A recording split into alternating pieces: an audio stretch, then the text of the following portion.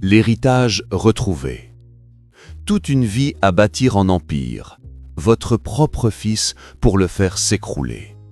Voici l'histoire d'Antoine Rivière, trahi par son sang, dépossédé de tout, sa fortune, sa liberté, son avenir. Plongé dans un récit bouleversant sur la trahison la plus profonde et la force de se relever. Un témoignage poignant sur la façon dont un amour inespéré peut surgir et redonner un sens à l'existence. Si vous cherchez des histoires qui vous prennent aux tripes et ne vous lâchent plus, vous êtes au bon endroit. Rejoignez Un café, une histoire. Abonnez-vous et ne manquez aucun de nos récits. Accrochez-vous, nous commençons L'héritage retrouvé. Les pierres qui parlent.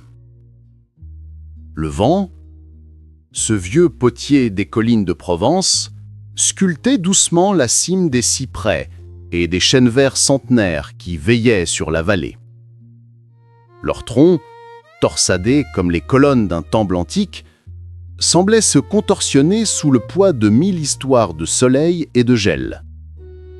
La brise, chargée des arômes de terre sèche, de lavande et de thym sauvage, peignait le paysage d'une palette de tons ocre et de vert argenté sous le ciel infini de la Provence.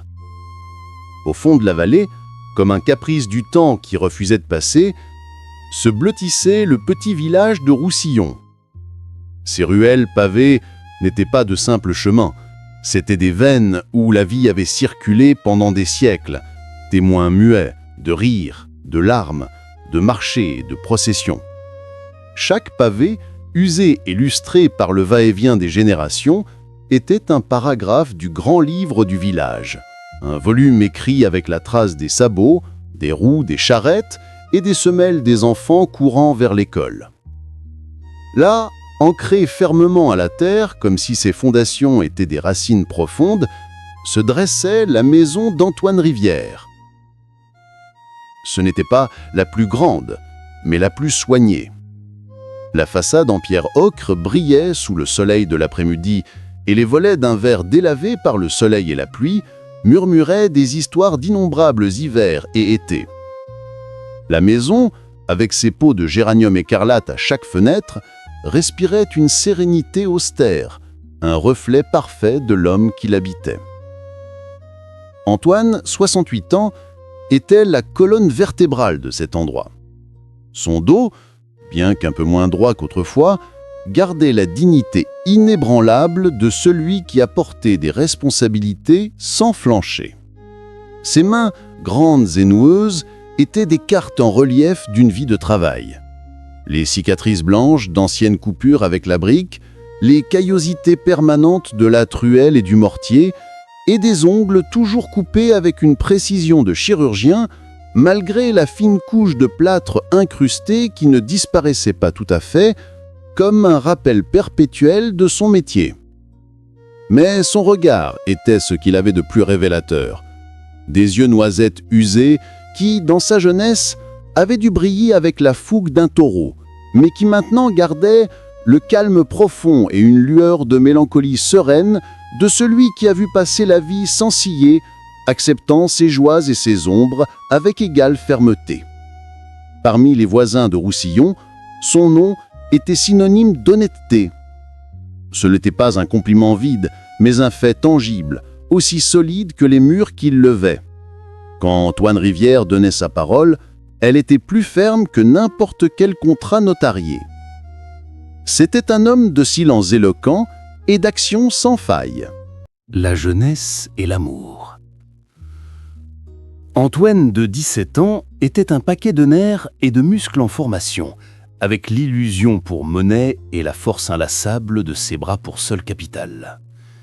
Les jours, alors, s'écoulaient sur le grand chantier de la décennie, la reconstruction de l'église paroissiale, endommagée par un incendie. L'écho des marteaux frappant la pierre, le grincement aigu des scies métalliques et les ordres criés des contremaîtres composaient une symphonie cacophonique de progrès. La poussière de la pierre calcaire lui desséchait la gorge et s'incrustait dans ses pores, se mêlant à la sueur qui coulait dans son dos en sillons salés sous le soleil implacable. Ce fut dans ce décor d'effort primal, entre les échafaudages de bois et les montagnes de sable, que la vie lui fit son plus beau cadeau. Élodie. Elle arrivait chaque après-midi, ponctuelle comme le carillon de l'horloge du clocher, accompagnant sa grand-mère qui portait un lourd panier d'osier rempli du goûter pour les ouvriers. Du pain avec du saucisson, de la quiche et parfois une bouteille de vin rouge qui circulait de main en main. Antoine se souvenait avec une précision photographique que le temps n'avait pas réussi à effacer le crissement subtil du gravier sous les modestes petits souliers d'Élodie. Elle portait une robe simple, à petites fleurs bleues, qui bougeait avec une grâce naturelle, qui, à lui, habitué à la rudesse du travail, lui semblait céleste. Ses cheveux, noirs comme le jais par une nuit sans lune, étaient relevés en un chignon qui résistait toujours, et laissait s'échapper des mèches rebelles autour de son visage qui caressaient sa nuque quand elle se penchait. Et ses yeux étaient de la couleur du miel frais, tiède et doré, et brillaient d'une lumière chaude et intelligente qui semblait illuminer le chantier poussiéreux et grisâtre. Élodie ne distribuait pas seulement de la nourriture, elle distribuait de la joie, une bouffée de fraîcheur dans la journée épuisante. Elle s'asseyait avec soin sur un échafaudage bas, évitant de se salir l'ourlet de sa robe, et pendant qu'Antoine mélangeait le sable et le ciment avec la patience d'un artisan, les muscles de ses bras se tendant sous la peau hâlée, elle sortait un livre de poèmes aux coins usés. C'était « Les fleurs du mal » de Baudelaire. Sa voix, claire et mélodieuse comme l'eau d'une source, s'élevait au-dessus du bruit métallique, remplissant l'air chargé de poussière de verre qui parlait d'amour tragique, de révolte et de passions ardentes. Antoine, qui avait à peine fréquenté l'école au-delà du rudimentaire, ne comprenait pas tous les mots complexes. Mais le son de sa voix, la cadence et l'émotion qu'elle mettait dans chaque vers étaient la plus belle et profonde musique qu'il ait jamais entendue. La cour fut lente, timide, construite avec la délicatesse d'un reliquaire. Elle était faite de regards soutenus une seconde de trop, qui faisaient rougir Élodie, et de petits actes de service muets. Elle commença à lui garder un morceau de turon de sa grand-mère, le plus grand et amandé. Lui, avec les mains couvertes de boue et râpeuses comme du papier de verre, l'acceptait avec une maladresse qu'elle trouvait profondément tendre, voyant la vulnérabilité qu'il cachait derrière sa force. Antoine apprit à distinguer le bruit de ses pas dans le tumulte du chantier, et elle, à son tour, pouvait reconnaître sa silhouette élancée et forte, se découpant contre le ciel doré du couchant, portant des sacs de ciment de 50 kilos comme si le poids n'existait pas. L'amour entre eux grandit, fort et solide, comme les bons murs qu'Antoine aidait à élever, cimentés dans le respect et l'admiration mutuelle. Le mariage fut une célébration de toute la communauté, simple et authentique comme eux-mêmes. Ils décidèrent de se marier pendant la fête du village, mi-juin, quand la lavande était en fleurs. La place du village de Roussillon se transforma complètement. Des guirlandes de lampions pendaient entre les balcons en bois, créant un dais lumineux sous le ciel étoilé.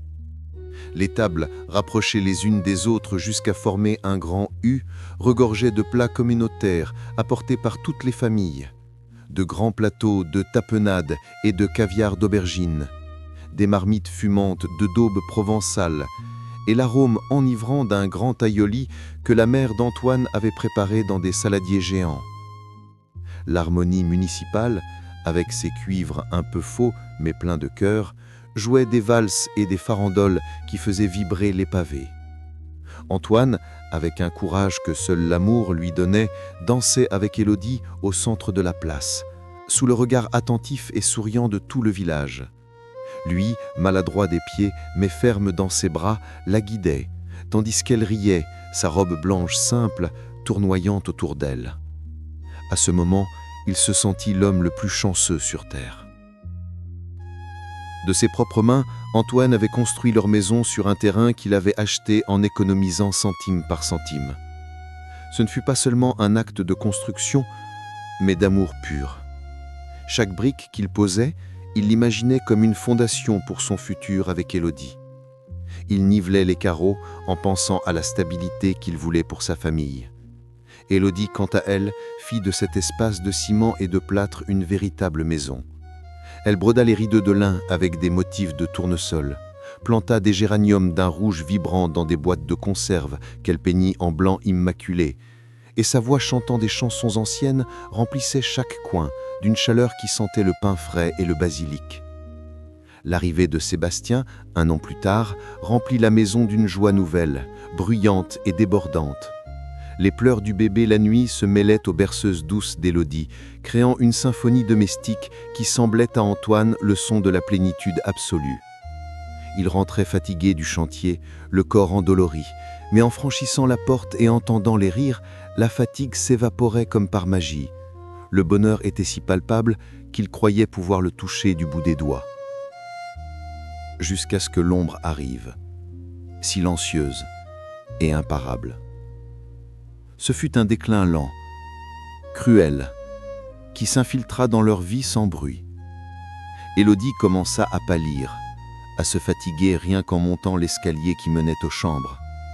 La toux sèche qu'ils avaient d'abord attribuée au froid de l'hiver devint persistante, un bruit sourd qui résonnait dans la nuit.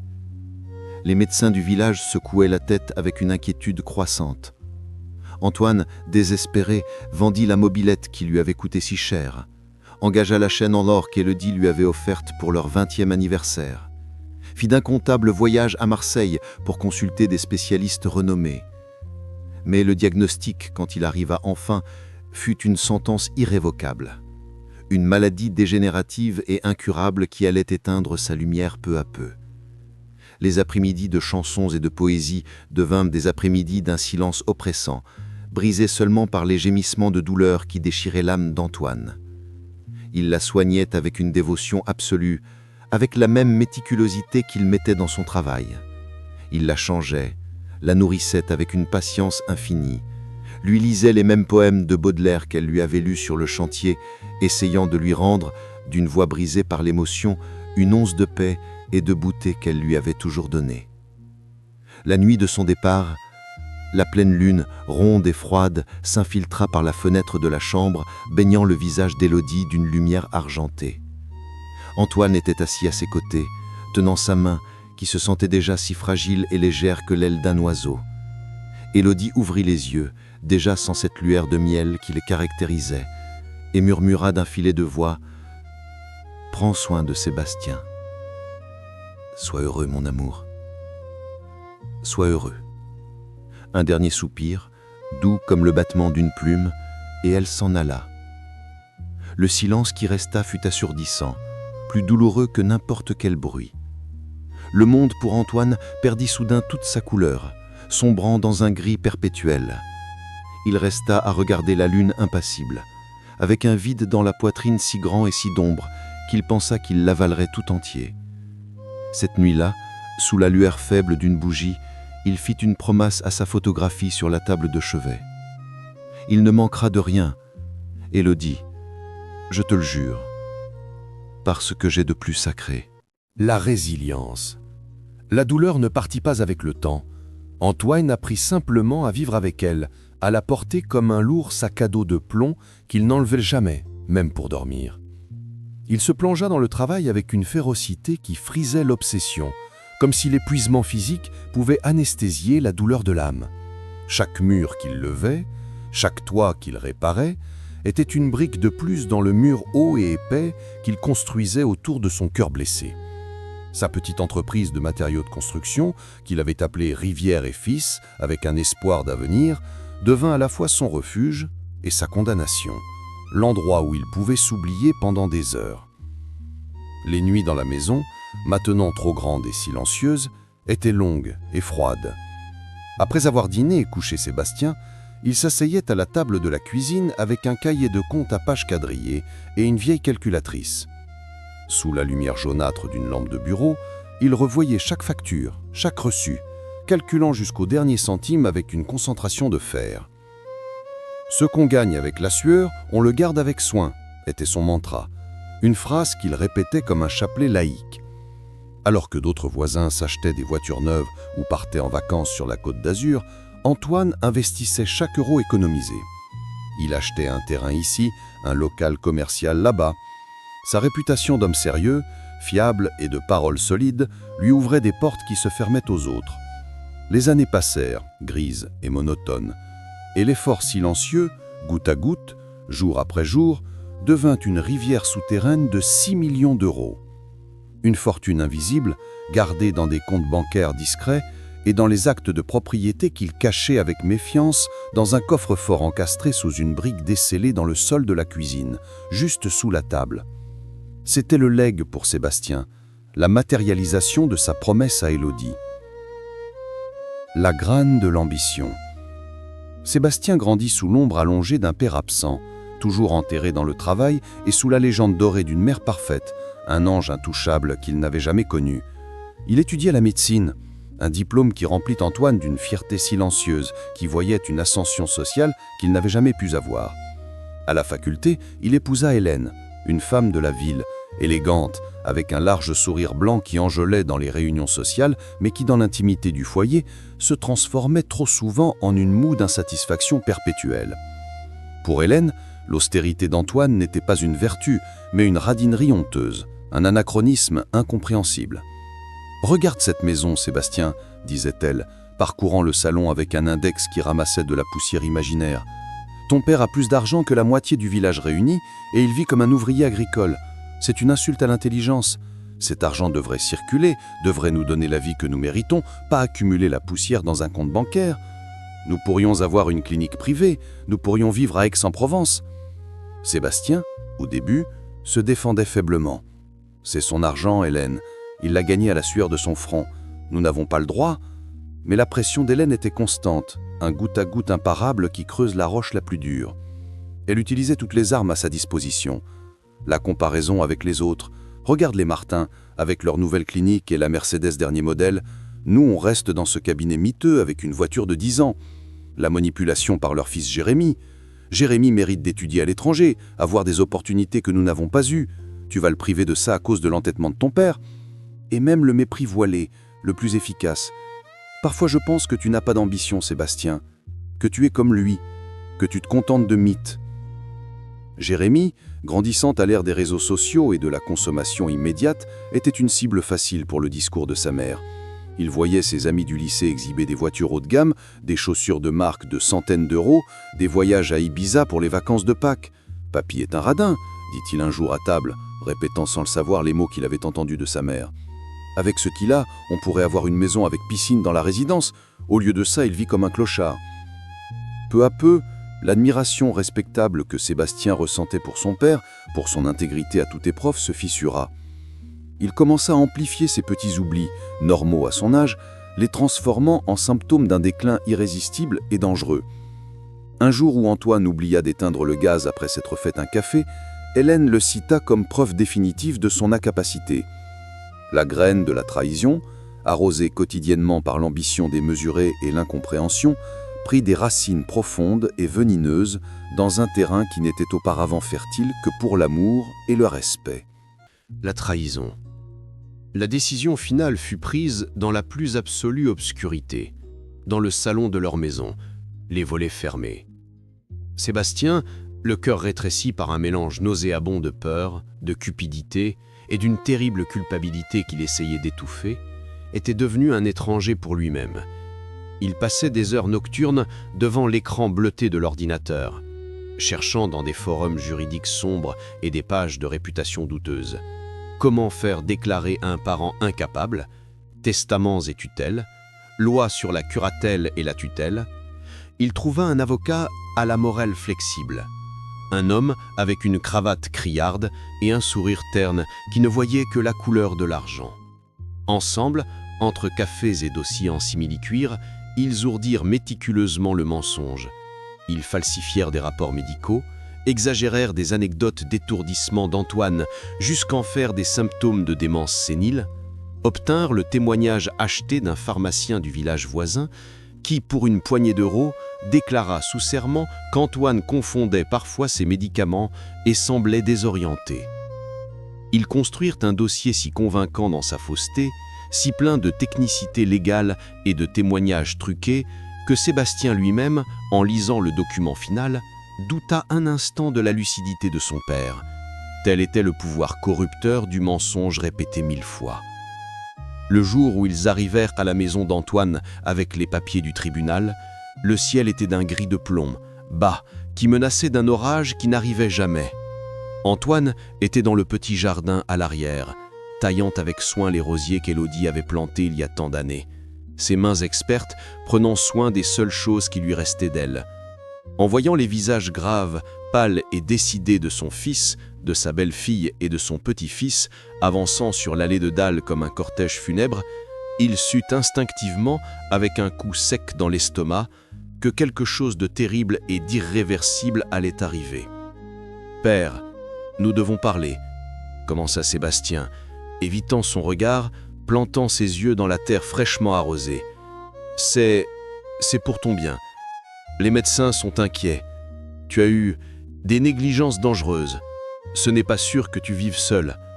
Le juge a considéré... » Antoine essaya de raisonner, leur montra les factures payées et ordonnées sur la table de la cuisine, le journal du jour qu'il avait lu et souligné, leur parla de la dernière hausse du prix du ciment avec une lucidité et une connaissance du marché stupéfiantes. Mais ces mots, fermes et clairs, se brisaient contre le mur froid et impassible des documents officiels que Hélène tenait avec un air de triomphe à peine dissimulé. Il vit la confusion et la honte dans les yeux de Jérémie, qui détourna le regard, incapable de le soutenir. Mais le plus douloureux, ce qui le transperça l'âme comme une lance, fut de voir son propre fils, l'enfant qu'il avait bercé dans ses bras, à qui il avait appris à faire du vélo, utiliser les lois qui devraient protéger les faibles, pour l'enfermer, pour le déclarer fou. C'était la trahison suprême.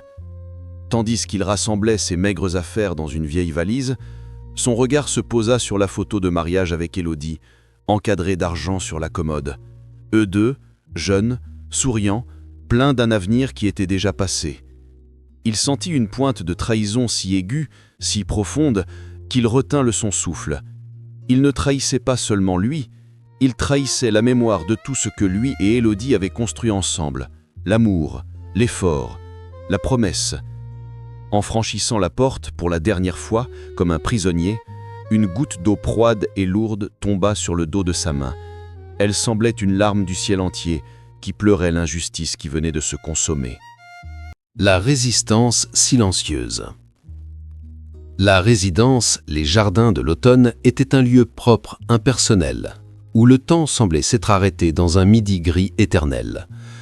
Elle sentait l'eau de javel et la nourriture réchauffée, une odeur qui s'imprégnait dans les vêtements et dans l'âme. Les couloirs, longs et silencieux, résonnaient des pas lents des résidents et du crissement des roues des chariots de médicaments. Antoine Rivière, le maçon qui avait construit la moitié de la ville, était devenu un fantôme dans ce labyrinthe de portes numérotées. Il passait ses jours affalé dans un fauteuil en sky de la salle commune, regardant par la fenêtre sans voir le petit jardin de terre et de rosiers fanés, plongé dans une tristesse abyssale qui semblait le dévorer de l'intérieur.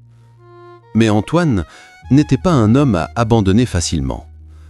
La dignité, cette qualité qu'il avait cultivée toute sa vie avec le même soin qu'il mettait à dresser un mur, était un feu que les trahisons n'avaient réussi à éteindre complètement. Il décida, avec une fermeté née du plus profond de lui-même, que même si son corps était enfermé entre ces quatre murs, son esprit ne le serait pas. Il commença à observer avec la méticulosité d'un chef de chantier. Il mémorisa les horaires des infirmières, les noms et les petites histoires des autres résidents, Madame Julia, qui attendait une visite qui ne venait jamais, Monsieur Manuel, qui répétait sans cesse des anecdotes de sa jeunesse dans la marine, les petits drames et les joies éphémères de l'endroit. Ce fut dans le jardin, son seul contact avec un monde extérieur qui semblait à des années-lumière, qu'il rencontra Isabelle. C'était un après-midi de fin de printemps et un soleil timide se faufilait entre les nuages. Sous l'ombre d'un tilleul aussi vieux et tordu que les propres histoires du pays, elle était assise sur un banc de bois vert, lisant à voix basse des vers qui parvinrent à Antoine comme un murmure familier. « Je puis écrire les plus tristes vers ce soir. » La voix d'Isabelle était douce, mais pleine d'une émotion contenue, une cadence qui parlait de perte et en même temps d'une résistance sereine. Cette voix attira Antoine comme un aimant, brisant la carapace de son silence. « Excusez-moi, dit-il, la voix rauque par le manque d'usage, qui sonna comme un crissement de pierre. « J'aime bien votre façon de lire. Cette poésie me rappelle quelqu'un. » Elle leva les yeux. Ses yeux verts, d'une clarté surprenante qui contrastait avec les brumes de la résidence, l'examinèrent sans attente, sans pitié, avec une curiosité authentique. Un léger sourire se dessina sur ses lèvres. « Merci. Verlaine est toujours un bon compagnon pour les après-midi lents. Je suis Isabelle. Asseyez-vous si vous voulez. Il y a de la place pour 2 âmes avec des histoires à raconter sur ce banc. » Ainsi commença une amitié qui deviendrait sa bouée de sauvetage. Isabelle était professeure de lettres dans un lycée de Strasbourg pendant 40 ans.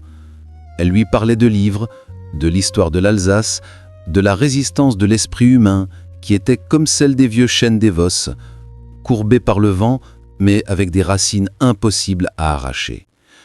Elle lui conta comment elle avait perdu son mari, Jean, aussi d'une maladie longue et cruelle, et comment les mots des poètes, la musique de Schubert, l'avaient maintenue à flot quand le courant voulait l'emporter. En échange, il lui parlait d'Élodie, non avec la peine paralysante d'avant, mais avec un amour révérentiel. Il lui parlait de la façon dont il avait construit sa vie littéralement avec ses mains, de l'odeur de ciment frais mêlée à sa voix réciter Baudelaire, de la douleur déchirante de la trahison de Sébastien. Isabelle ne lui donnait pas de pitié, elle lui donnait de la force, lui rendait son propre image d'homme intègre. « Personne ne peut te voler qui tu es, Antoine », lui dit-elle un après-midi, lui prenant la main avec une fermeté inattendue.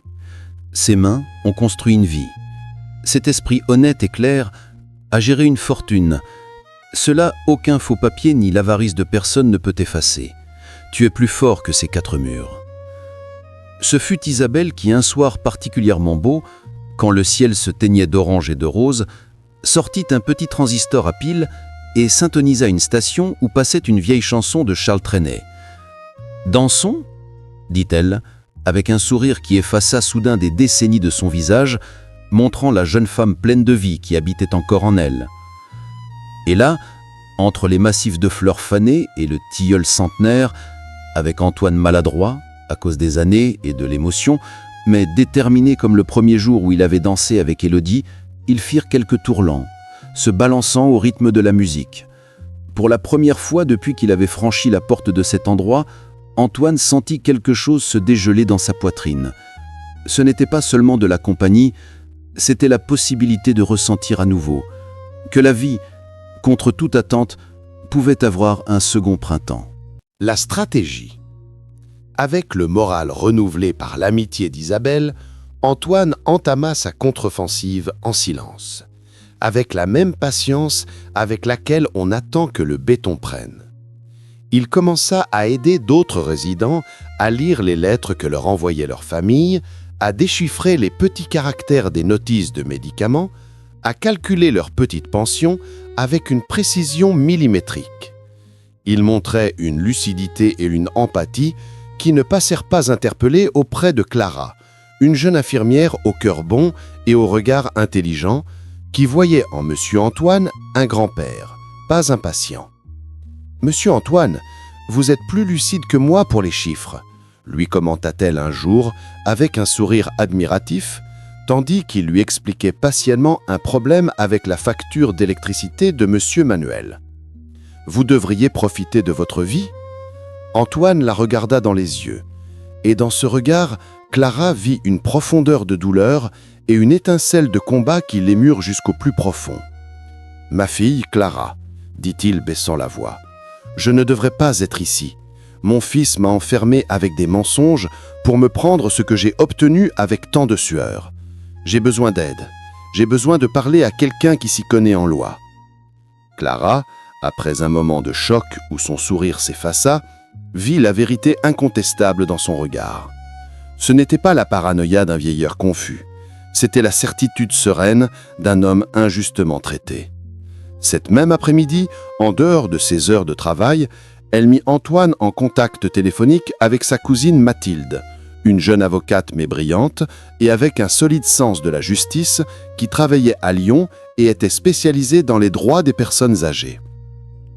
Quand Mathilde entendit l'histoire d'Antoine, Son indignation fut aussi grande que sa détermination. Elle organisa une visite à la résidence et après avoir longuement parlé avec Antoine et Isabelle, sut qu'elle avait entre les mains un cas d'injustice flagrante. « Monsieur Antoine, lui dit-elle en refermant son dossier d'un geste énergique, ce que votre fils a fait est un délit grave. Ils ont construit un mensonge sur des fondations d'avarice.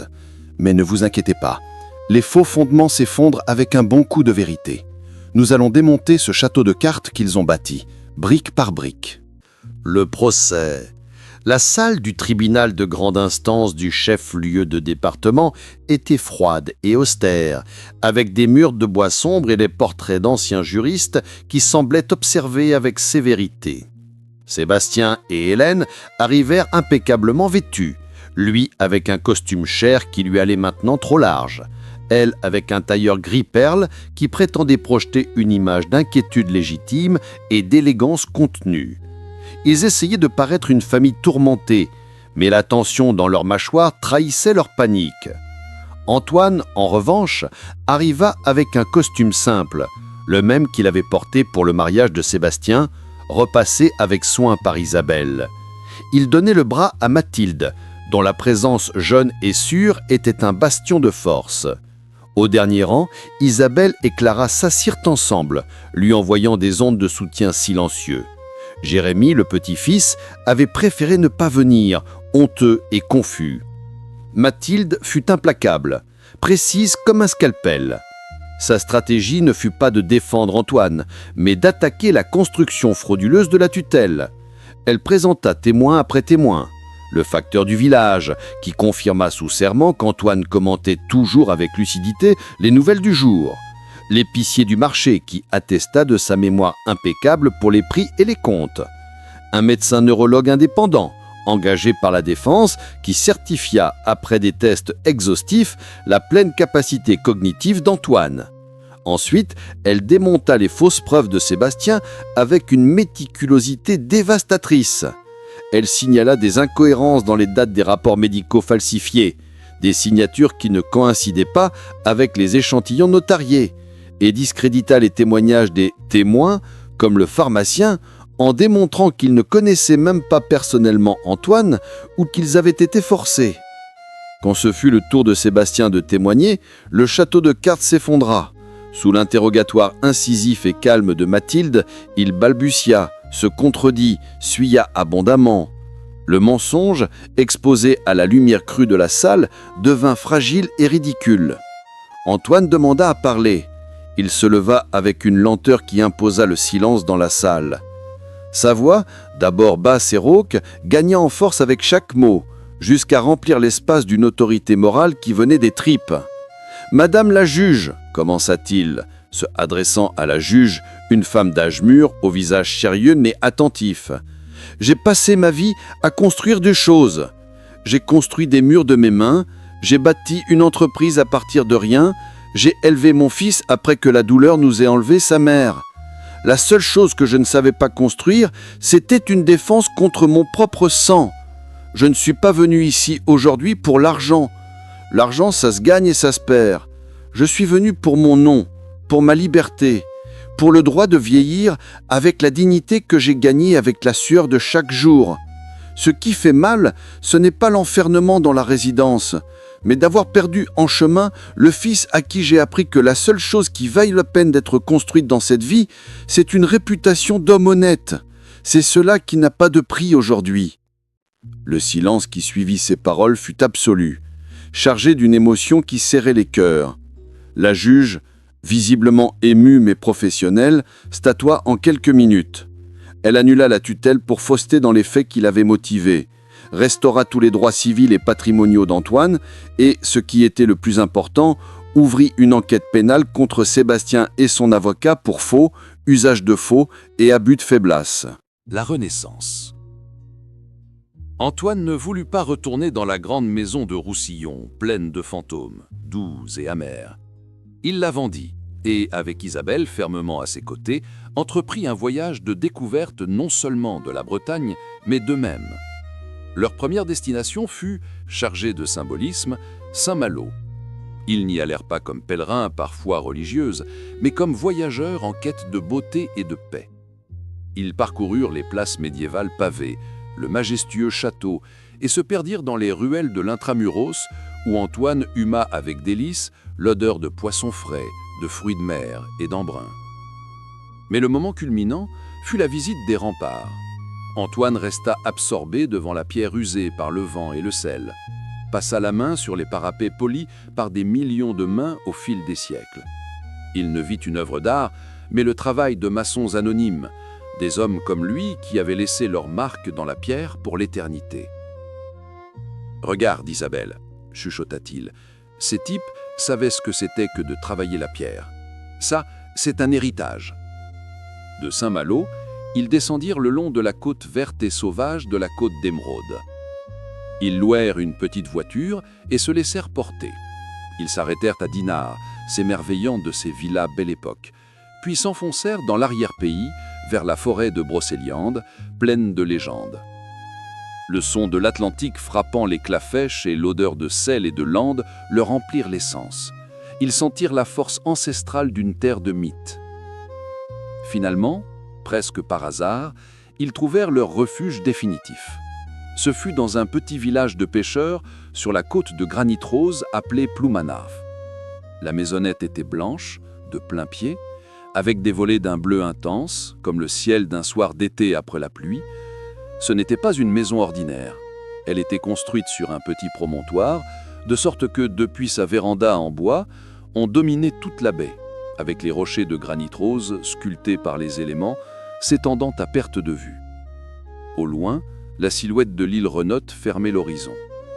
Le bruit de la mer, éternel et puissant, remplaça pour toujours le silence oppressant de la résidence. Le matin, l'odeur de sel et d'algues fraîches s'infiltrait par les fenêtres, mêlée à la fumée boisée des cheminées des maisons voisines. Les gens du lieu, de caractère réservé, mais d'une honnêteté à toute épreuve, les accueillirent sans question gênante. Antoine, l'homme de l'intérieur des terres, apprit à distinguer les marées, à écouter les rythmes de l'eau, et dans ce dialogue constant avec la mer, il trouva une paix profonde qu'il n'avait jamais connue. Ce fut dans le jardin de leur nouvelle maison, un soir où la mer était comme un miroir et que l'odeur de sel et d'hortensia, que Isabelle avait plantée, inondait l'air, qu'Antoine demanda à Isabelle de l'épouser. « Isabelle, » commença-t-il en lui prenant les mains, « ce n'est pas pour oublier Élodie. Ce serait impossible et déloyal. C'est pour honorer la vie qu'elle m'a appris à aimer, pour construire quelque chose de nouveau sur les cendres de l'ancien. Je veux passer les années qu'il me reste à tes côtés, à voir se lever le soleil sur cette côte. » Et il sortit une bague simple en argent breton avec le motif d'un triskel, le symbole de l'éternité. Le mariage fut intime et émouvant. Il fut célébré sur la même plage de sable fin et de rochers roses de Ploumanarf, avec la mer comme témoin majestueux. Assistèrent Mathilde, l'avocate, et Clara, l'infirmière, devenue partie de la famille. Jérémie arriva aussi avec un bouquet de fleurs des champs et des excuses sincères écrites dans ses yeux. Sébastien et Hélène ne furent pas invités. La célébration eut lieu dans une crêperie typique du village, avec des galettes de sarrasin, des coquilles Saint-Jacques fraîches, des moules et un cidre brut qui avait pour Antoine le goût du bonheur retrouvé. La nouvelle vie fut un véritable renouveau. Antoine apprit à pêcher avec les vieux du lieu sur un petit bateau, à se promener sans but sur des sentiers qui sentaient de pin et de la mousse humide, à profiter du simple plaisir de regarder un coucher de soleil avec la femme qu'il aimait, peignant le ciel d'oranger et de pourpre sur les rochers. Isabelle écrivait des histoires sur les gens du village, sur les légendes de Corrigan et de fées qui, disait-on, habitaient les bois alentours. Ensemble, ils créèrent un petit potager où ils cultivaient leurs propres pommes de terre et choux. Ils recevaient Jérémie les week-ends, reconstruisant lentement, patiemment, le lien familial qui s'était brisé. Et ils participaient à la vie sociale du hameau, la fête du port, où tout le village se réunissait autour de grands chaudrons de cotriades, la pardon de Saint-Jean, dans une chapelle voisine où ils dansaient au son des binious et des bombardes, sous les étoiles, entourés d'une joie simple et vraie, loin de l'ambition qui l'avait presque détruit. Antoine, qui avait vécu pour travailler, apprit enfin à vivre. La tentative de réconciliation. La chute de Sébastien fut spectaculaire. Il perdit sa licence médicale, sa réputation fut réduite en miettes dans le village et dans tout le département, et Hélène, voyant que le puits était sec, l'abandonna, emportant le peu qui restait sur le compte courant. La solitude absolue et la honte publique lui firent voir avec une clarté douloureuse la monstruosité de ses actes. Un après-midi d'automne, avec le vent du nord soufflant fort et faisant moutonner la mer de la côte avec des vagues blanches d'écume, il se présenta à la maison de Ploumanac. Il trouva son père et Isabelle en train de prendre une tasse de chocolat chaud et des gâteaux bretons sur la véranda, enveloppés dans de grosses couvertures de laine pour se protéger du froid humide. « Père !» murmura-t-il, la voix brisée par le vent et l'émotion, le visage décharné et vieilli. « Je suis venu pour te dire que je suis désolé, vraiment désolé. J'ai tout perdu. Et dans la solitude, j'ai compris, enfin, tout le mal que je t'ai fait. » Antoine le regarda pendant une longue minute. Il ne vit pas l'homme ambitieux et aveuglé par la cupidité, mais l'enfant effrayé qu'il avait été, l'enfant qu'il consolait quand il tombait. Un profond soupir s'échappa de sa poitrine. « Je te pardonne, Sébastien, » dit-il avec un calme plus puissant et solennel que n'importe quel cri. « La rancune est un poids trop lourd pour mes années. Je te pardonne pour moi, pour pouvoir vivre en paix les jours qu'il me reste. » Sébastien sentit un immense soulagement, un nœud qui se dénouait dans sa gorge. Mais Antoine continua, son regard perdu dans la marée basse qui laissait à découvert les bancs de sable doré et les rochers vêtus de moules. « Mais le pardon n'est pas l'oubli. Ce que tu as fait, me priver de ma liberté, essayer de me voler ma lucidité, mon nom, ça laisse une marque, mon fils. Une marque qui ne s'efface pas. Nous pouvons être cordiaux. Tu peux venir voir Jérémie quand il est ici. Mais la confiance, ce pont qui existait entre nous, tu l'as brûlé. Peut-être qu'avec le temps nous pourrons en construire un nouveau, plus fragile, plus étroit. Mais il commencera depuis la vérité, plus jamais depuis le mensonge. Ce fut un pardon dur, juste, sans concession. Ce n'était pas la fin heureuse d'un conte, mais le début réaliste d'une possible rédemption. Sébastien l'accepta la tête basse, comprenant que c'était bien plus qu'il ne méritait.